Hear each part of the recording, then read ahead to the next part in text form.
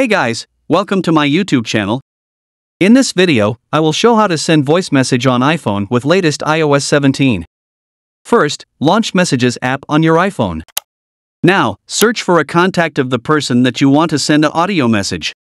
This time, instead of the menu horizontal view, you can see the little plus button at the left side of the message box. Tap on it. The iMessage menu will open in a vertical view. This menu will only appear in iOS 17 onwards. Now, tap the audio option to start recording your voice message. As you can see, it will jump straight and start voice recording. Tap on the stop button when you are done recording. It also shows a couple of options, so you can listen back to the voice message by tapping the play button. Also, you can take a break and add another voice recording by tapping on the plus icon near the voice recording. Once you confirm the message, tap on the send icon to deliver it. If you want to delete the voice message, tap on the cross icon to delete. Then, record the new voice message.